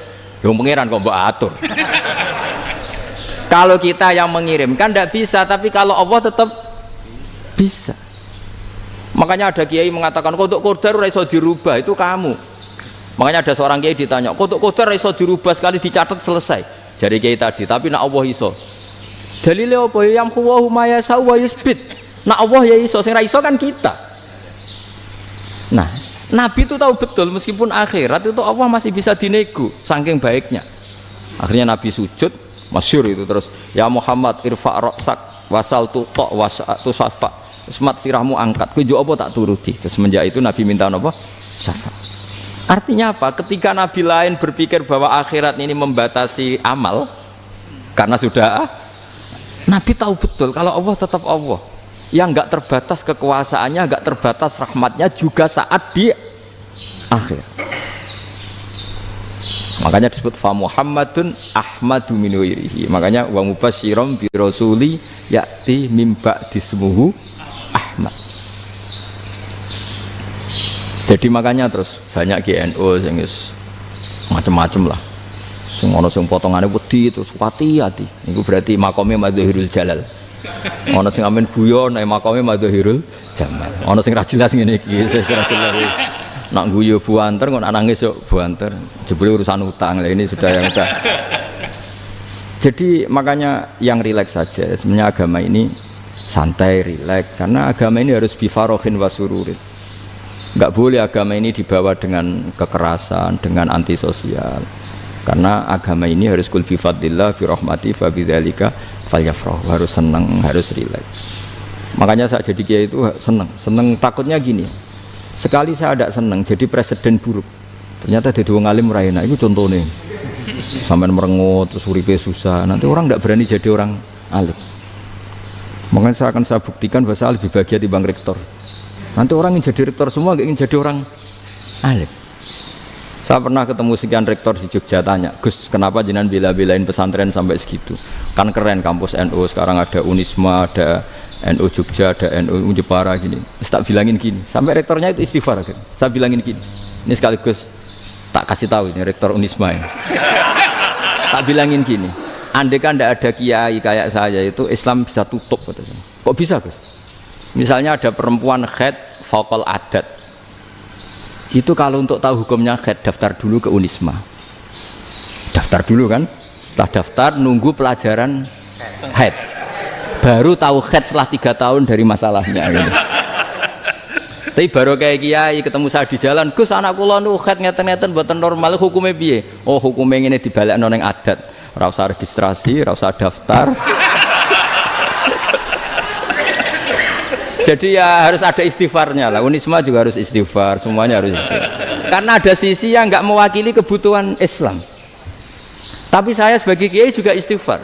Karena fakta hukum mengatakan yang boleh jadi KUA yang jabat, yang boleh kemenak yang punya gelar. Dan ini yang mengawal Islam secara undang-undang karena mereka yang bikin. Nah karena kiai tidak punya gelar tidak bisa jabat di situ. Saya juga istighfar. Jadi tidak sampai untuk yang istighfar. Karena yang kebutuhan ini terwakili yang punya gelar. Tapi yang punya gelar juga harus istighfar tadi. Mosok kepen roh hukum haid dengan ini kuliah sih. Itu aja nanti nunggu guru yang pas mata pelajaran itu. Ya, terus kapan dia ini sholatnya? Jawabannya belum ketemu. Tapi baru kayak saya kan ketemu di jalan tanya. Terus saya sering ketemu. Gus saya ini bapak angkat. Mau nikahkan putri saya. Itu gimana itu? Kalau cerita wali sebenarnya anak saya sok, kalau nggak cerita nggak sah karena saya bapak angkat. Itu banyak. Hanya tak akali ya sudah wali yang sebenarnya taukil pada hakim tanpa diketahui, tapi hakikatnya itu taukil hakim. Itu kan tidak gampang. Dan tapi kalau tanyanya di kampus registrasi dulu, daftar dulu, baru tahun berapa ada pelajaran itu? Semester 5 baru tanya. Iya kan? Semester 5 ya? Iya. Oh, itu kan. Jadi jangan kira terus sistem Unisma itu yang terbaik di dunia, tidak juga kan, tidak juga. Dan sistem-sistem yang lain maksudnya ada. Tapi sistem kiai loh, Mbah Mun juga sering pesen saya, kowe kudu seneng pegawai negeri. Piye sing jaga agama pegawai negeri. Kemarin pas acara 7 harinya Gus Roba sama matur itu di depan para kiai. Setelah saya jadi kiai ya itu nyata. Islam di Papua, di NTT yang bawa siapa? Dokter negeri, ya kan? KUA negeri, barokahnya mereka negeri dijamin negara kan, barokahnya muslim berkebutuhan Islam, akhirnya bikin musola di situ, bikin masjid. Bahkan di Korea Utara itu ada masjid bawaan duta besar, karena banyak duta besar muslim berkebutuhan masjid. Yang bisa gini itu yang negeri apa yang swasta? Negeri lah. Di sini kiai tidak mewakili semua kebutuhan apa? Islam. Tapi kampus juga enggak, kampus Islam sekalipun tidak memenuhi semua kebutuhan Islam tadi. Masa orang tanya kan nunggu semester berapa tadi? Semester 5 masih daftar dulu. Nunggu pelajaran itu. Payahnya pas ketemu dosennya, saya tidak pernah ribet kan? Dosennya cowok gitu. Jadi sudahlah, makanya ini. Iya, makanya ini kan bentuk kearifan lah. Jenengan ngakui fungsi kiai kayak saya itu bentuk kearifan. Saya juga ngakui jenengan ini butuh kearifan. Saya sering didolani KUA itu rata-rata ya didikan kiai. Kompilasi hukum Islam itu banyak ya, janda cantik. Contohnya harus cantik, kalau jelek nggak mungkin terjadi kan. Ada janda cantik kebetulan suka kawin tapi takut zina. Saya ulang lagi, suka kawin tapi takut. Itu seringnya gitu Pak Rektor. Jadi dia kawin bosen, bilang ke KUA, Pak saya sekarang mau nikah sama ini. Loh, tapi kamu mau punya suami. Ya tapi kan nggak tercatat Pak. Itu KUA-nya rata-rata itu nggak berani. Meskipun nggak tercatat, karena secara fikih meskipun nggak tercatat tetap dia seorang perempuan yang bersuami, maka nggak boleh nikah sama orang Jadi coba kalau nyuwun sewu KUA hanya ngikuti hukum formal, yang penting di catatannya nggak punya suami, ya dinikahkan saja kan. Tapi mereka enggak, karena didikan kiai enggak berani. Artinya gini, kalau hanya pro hukum catatan sipil, maka ini dinikahkan bisa karena enggak tercatat. Tapi secara hukum santri enggak bisa dong menikahkan perempuan sing dzati zaujin yang punya suami. Nah, ini barokahnya kerjasama yang baik. Jadi di masyarakat itu tertanam didikan kiai, enggak boleh nikahkan perempuan yang bersuami. Tapi di KUA ngikuti hukum formal. Dan di Indonesia itu KUA itu rata-rata konsultasinya ya sama kiai, sehingga ya nggak berani akhirnya, meskipun aku wedi mlebu neraka mbak, gak iso. Dan itu banyak. Seorang lagi ya, makanya ini kan pesantren itu nggak boleh mati. Orang kiai-kiai kayak saya nggak jelas-jelas itu harus lebih jelas lagi. Karena ini yang on time, yang online, yang siapa saja bisa tanya. Saya itu SMS saya itu nggak punya HP WA. HP jadul itu SMS-nya tiap hari entah berapa, orang yang tanya dari Kalimantan, dari Aceh. Gus, di kampung saya ada masjid 2 itu yang Samana, ada yang dari orang perkotaan. Gus, di perumahan baru ada masjid, yang Jumatan baru orang 12, sah enggak? Ya langsung saya jawab, sah. Dalilnya ini. Ya sudah, nah, tapi kata Imam Syafi'i gini, harus orang 40, itu madzhab Syafi'i, dalam madzhab yang lain gini-gini. Itu kalau tanya rektor itu kan ribet. Masuk ajudan dulu, asisten dulu, panjang.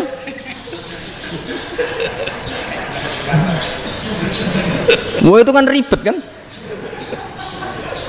Memanggil dosen dekan VAI dipanggil, dekan VAI nggak mau langsung jawab, cari dosen yang nekuni itu. Usul fikih, saya nekuni itu baru seminar, nunggu dulu mbak, ini orangnya baru. Panjang ya? Bisa tutup Islam kalau kesuwen. Coba kalau tanya kiai kan enggak ketemu di jalan. Dulu Mbah Zubair kata Mbah Mun, saya termasuk santri yang diapresiasi Mbah Mun. Dhisik Mbah Zubair yang ngono, anak nong takok pesuan gak oleh. Gak takok ning kene ae. Saya biasa ditanya orang ngadeg-adegan. Ya alhamdulillah ilmunya cukup, kalau gak cukup ya kok sik. Jadi sebetulnya orang sopan itu ya agak-agak ada yang ditutupi sebetulnya. Mboten prayogi teng dalan nginjang mawon matur. Ya sebetulnya ya sebenarnya memang ilmunya agak cukup gitu. Tapi itu sebenarnya secara fikih itu haram, menunda itu haram. Ya haram tuh, coba bayangkan ya, kalau tanyanya sekarang, Gus saya ini sudah keluar darah 1 bulan penuh, padahal normalnya hanya 6 hari. Saya nanti sholat enggak? Kalau nginjang mawon dugi kula, berarti kan hari ini belum ada keputusan. Sholat apa enggak kan? Tapi karena modus tadi, boten prayogi nggih ngendikan ngoten teng dalan ngenjang tengen kula. Itu kemungkinannya 2, sopan atau goblok, itu saja. Kayaknya kalau sopan enggak lah. Kayaknya enggak lah kata saya. Karena secara fikih itu jelas haram. Bagaimana mungkin suatu yang harus dipraktekkan nanti duhur dijawab besok, berarti duhur, asar sampai subuh belum ada jawaban, berarti enggak ada sholat kan? Makanya dibutuhkan orang-orang alim yang kultural seperti ini, dan NU menghormati kultural. Tapi Mbah Mun juga sangat menghormati Islam formal, karena tadi produk-produk formal itu bisa dilembagakan oleh negara, dan itu kita ikut untung gitu. Makanya Mbah Mun itu kalau punya tamu KUA, punya tamu polisi sampai pejabat itu. Kenapa saya contohkan KUA? Supaya jangan kira seperti pendapat orang-orang hasud, wah mesti aja disolani presiden seneng, menteri seneng. Enggak juga, sebenarnya semua kiai itu mulai KUA sampai polisi, polsek, polres itu seneng semua, karena sama-sama diajak mengawal bangsa ini, diajak mengayomi semua masyarakat. Tapi kadang-kadang masyarakat ngeritiknya, jenenge kiai disolani menteri ya seneng, presiden, padahal yang sowan kiai itu ya mulai KUA, kapolsek, kepala desa, RT, mudin. Itu mudin kalau tanya ya lucu-lucu. Gus kalau nate nyembelih pitik kemanian, pitik gue gede man. Akhirnya Gus ngerti nak kemanian langsung tak sebelah pendek. Terusannya gue satu ribet. Ya tak jawab. Lah pitik masih gue jek urip to ora?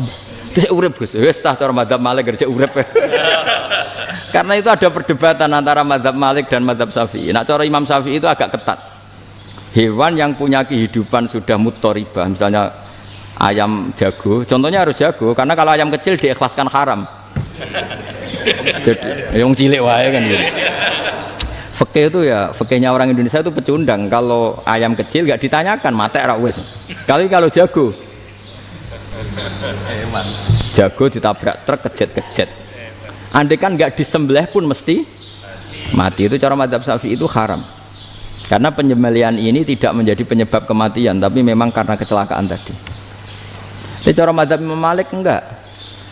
Andai kan nggak disembelih, matinya kan 2 menit lagi atau 1 menit lagi. Andai kan nggak disembelih, berarti mati sekarang itu bawaan pisau apa bawaan kecelakaan? Ya sudah halal gitu cara-cara. Nah akhirnya ya saya bilang ya sudahlah kita semuanya mati. Jadi cara debat, cara Imam Syafi'i enggak, cara berpikir itu sudah tidak kehidupan yang normal. Yang dimana-mana penyembelihan itu mematikan yang hidup normal. Jadi agak ketat. Sehingga dalam contoh kemanian, kalau dalam bahasa Jawa nyembelih agak sempurna terus pesonya jatuh atau apa itu, kalau pakai mazhab Syafi'i agak kesulitan. Jadi kalau mazhab Malik asal diselesaikan secara fauron dan juga sebagian mazhab Syafi'i itu halal. Nah orang mesti tanya gitu, Gus, wedhusku tabrak truk, man Gus kejet-kejet. Nak pitik cilik ra ditakokno. Makanya termasuk kritiknya Mbah Mun, tapi ini madhabnya Mbah Mun ya, kamu boleh ikut boleh ndak, karena ini urusan tidak penting. Jadi wong-wong lucu, nak ditakoki yuyu muni haram mergo amfibi. Yuyu ngerti sampean? Yuyu nggih. Tapi nak ditakoki kepiting muni halal. Mergo nak yuyu haram gak eman, nak kepiting eman. Padahal alasannya coba, kenapa yuyu haram? Karena amfibi kan, bisa di air. Pertanyaannya, kepiting seperti itu ndak? Nah, tapi kepiting kalau haram kan eman. Karena besar. Ya? Karena besar kan. Kalau yuyu silahkan haram kan gitu. Artinya apa? Fikih kita ini agak-agak pecundang gitu, agak pertimbangan. Iya, ini lucu kan? Kualitatif. Coba alasannya yuyu haram karena apa? Amfibi kan? Hidup 2 alam. Pertanyaannya kepiting seperti itu enggak? Iya. Iya, kenapa? Kalau orang tanya, yuyu haram apa halal? Rata-rata jawab haram. Tapi kalau kepiting mulai khilaf. Loh mestinya kan sama kan? Nah itu karena unsur imannya. Iya tadi. Saya juga sering melihat tonggo-tonggo itu. Ayam cuwilik sakmene ketabrak truk, enggak ada yang tanya. Tapi saya pernah jalan-jalan di Naruan sini. Ono jago ketabrak, sing duwe langsung marani kula. Pas saya naik motor, Gus ini halal apa haram? Nak langsung kula sebelah halal apa haram? Gus kanggo kowe halal ya halal. Karena saya tahu tak jawab haram mesti kecewa itu. Aduh. Kiai ini beratnya kan. Ya akhirnya ya saya setelah itu Fatihah Imam Syafi'i ngapunten umat kula nu rahasia mangke madhab jenengan tuh ndak siap. Untuk mazhab ini tidak sama. Iya kan akhirnya pakai madhabnya Imam Malik tadi. Ya tak Fatihah Imam Syafi'i ini mboten niat nglawan jenengan. Tapi ngobati tiang eman. Mergo pitike besar itu. Jadi ini kan ceritanya itu makanya yang rileks saja lah bahwa Islam ini yang rileks, yang menyenangkan karena ya agama ini harus menyenangkan. Raditu billahi robba, raditu itu seneng banget, ridho itu puas. Nggak boleh beragama pertuntungan terus emosinan, ya marem atau raditu itu marem, jadi yang nyaman. Ya saya kira demikian. Assalamualaikum warahmatullahi wabarakatuh. Pelajari loh Pak Rizky. Jauh bagus. Pon alhamdulillah. Satu aja yang di sini benar. Oh, satu aja. Nggih. Tambah syarat. Jadi mungkin ada satu pertanyaan aja. Satu saja. Bukan keluhan. Bukan keluhan. Ini mumpung Gus Bak pada Madhohirul Jamal nih. Iya, Madhohirul Jamal. Sebentar lagi sudah Jalal. Sebentar lagi sudah Madhohirul Jalal. Jadi gak kena ditakoni. Monggo setunggal mawon. Mikir. Ya bagus. Ini gini, ambil. Nggih. Ampun dawa-dawa terus ya Gus. Ya jagal-jagal ya. Assalamualaikum warahmatullahi wabarakatuh. Saya Fadil, alumni Unisma yang kuliahnya paling lama. Oh, iya. Masih di jalanan. Gus, pertama saya muhibin jenengan ngikuti 3 tahun terakhir kayaknya. Sepertinya ketika Mbah Hasyim Asy'ari hadir di tahun 1900-an sampai mendirikan itu, kok suasananya sama seperti Gus Baha hadir di tengah-tengah situasi genting Indonesia ini. Saya kira yang memunculkan nama Gus Baha di banyak media online yang saya amati itu malah awalnya dari kelompok bukan kita gitu. Dan itu kami melihat bahwa apakah nanti 1926 dan 2026 satu abad NU, saya kok termasuk orang yang punya apa ya, semacam harapan gitu, Gus Baha bisa, ya mungkin kalau beliau Mbah Hasyim Rois Akbar, sekarang Rois Am, nanti ada istilah barulah tengah-tengah antara Rois Am dan Rois Akbar. Karena setiap satu abad harus ada mujadid, dan kami berharap nah, kamu aja tak angkat. Itu yang pertama, artinya mohon maaf Gus. Yang kedua soal saya termasuk orang yang cukup iskal dengan peristiwa Nabi, kalau banyak disebutkan itu kisah Nabi Khidir atau Khodir yang dari 3 cerita itu hanya satu cerita yang saya masih agak bingung soal di situ anak kecil itu pakai kalimat, kalau di Al-Quran itu pakai kotala, jadi pakai anak kecil itu dibunuh seperti itu. Jadi ada istilah yang apakah memang saat itu ada syariat yang membolehkan, atau memang ada sesuatu yang secara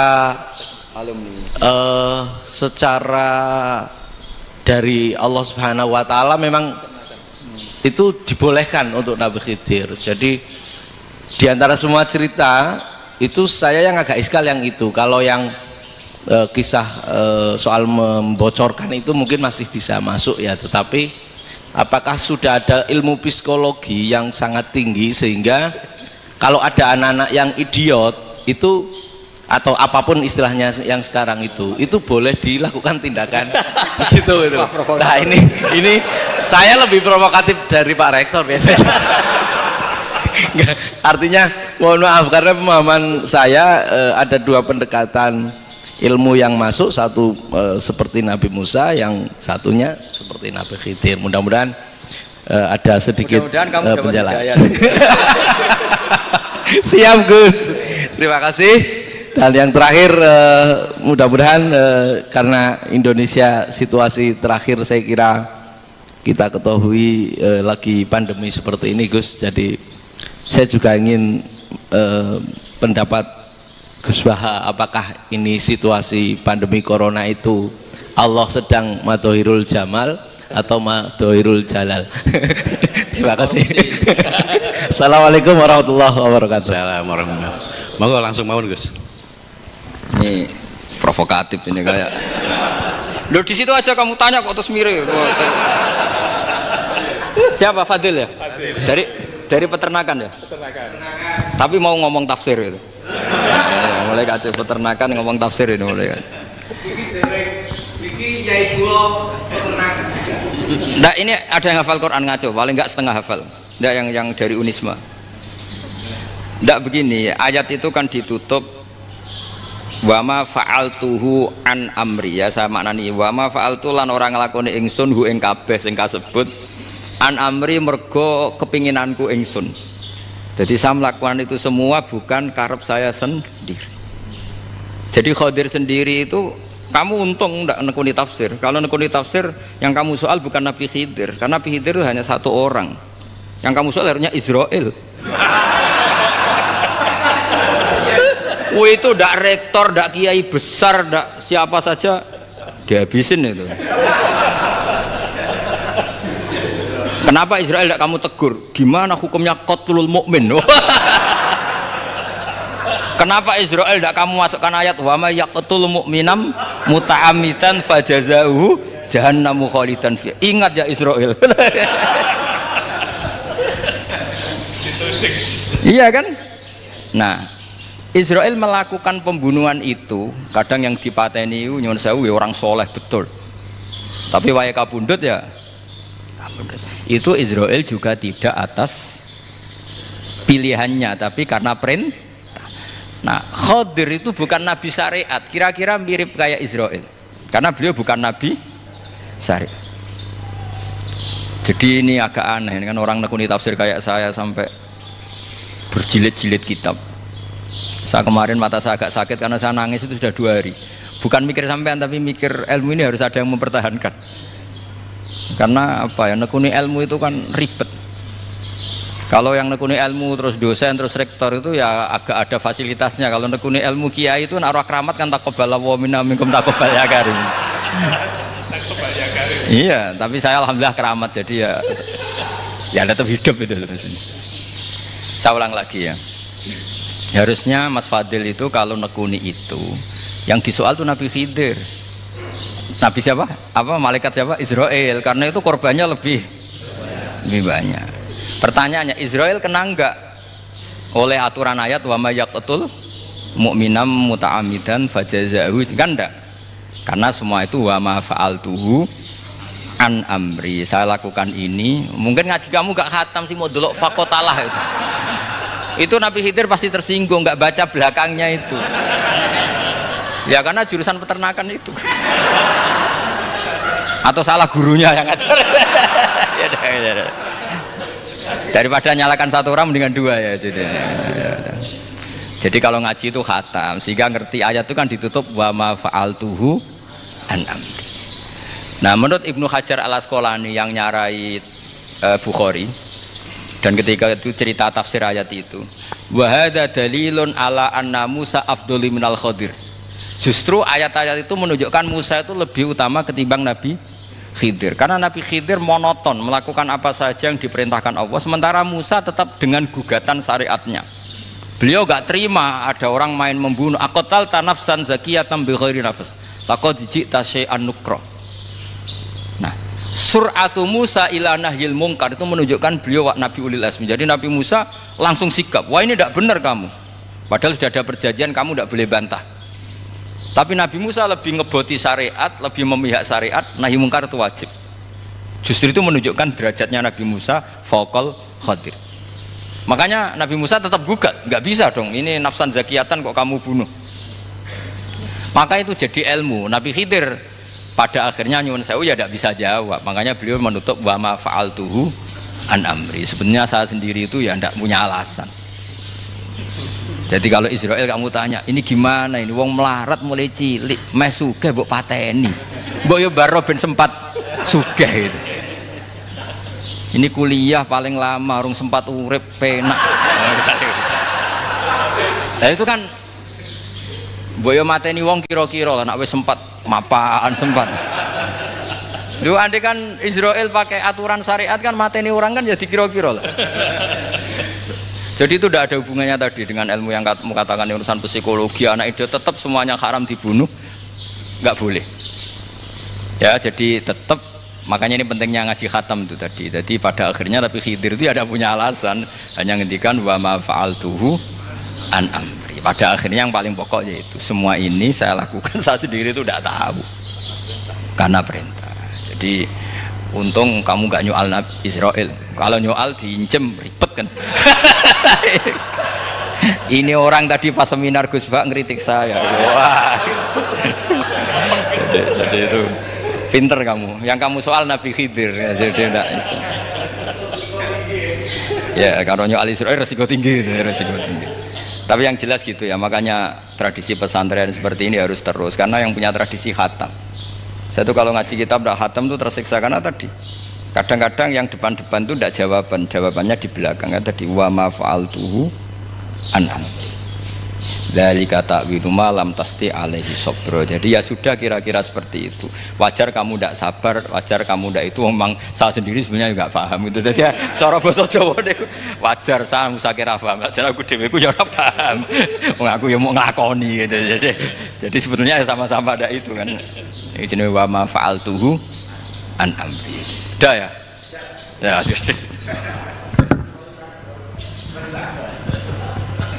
Sudah ya?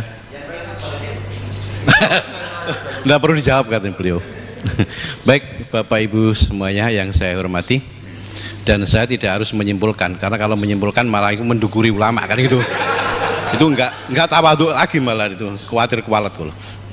Baiklah, mungkin hanya kita tutup dengan berdoa yang dipimpin oleh Gus Bah. Nggih, betul napa-napa, dan setelah itu nanti kita foto bersama nonton. Al-Fatihah. Alhamdulillahirabbil alamin.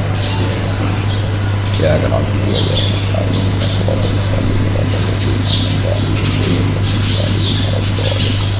Nahmaduka ya Ghafur ya Syakur wa salli wa sallim ala sayyidina Muhammad wa ala alihi wa sahbihi. Wa maj'alna mutawaddina fika mutahabina fika mutabadilina fika mutanasirina. Waj'alna ya Allah mimma yaj'aluka samadana wa maqsudana. Fardo anna ya Allah lakal hamdu idza radita wa lakal hamdu fa'ta ridha wa lakal hamdu hatta tarda. La nufsi thanana alaika anta kama athnita ala nafsi. Allahumma ya ilahana bi jail bashir nabi Muhammad sallallahu alaihi wasallam ij'alna ya wa min khiyari ummati ij'alna mimman yuqimu hadzal din wa mimman yakhtumuhu wa yansuruhu. Waj'al ya Allah himmatana fi hadithar ila kalimatikal ulya wa mika fatimika. Assalamah wal afiyah fid dunya wal akhirah. Rabbana atina fid dunya hasanah fil akhirati hasanah wa qina adzabannar. Sallallahu alaihi sayyidina Muhammad sallallahu alaihi wasallam. Subhana rabbika rabbil izzati amma yasifun. Salamun alaihi walhamdulillahi rabbil alamin. Bismillahirrahmanirrahim. Matur suwun sanget Gus Bah, dan alhamdulillah kita bisa melaksanakan acara pengaji pagi ini sesuai dengan jadwal. Dan saya sebagai pembawa acara atau etok-etok moderator, mohon maaf bila mana ada kesalahan dan khilafan. Terima kasih. Wassalamualaikum warahmatullahi wabarakatuh. Berikutnya, selamat datang di Universitas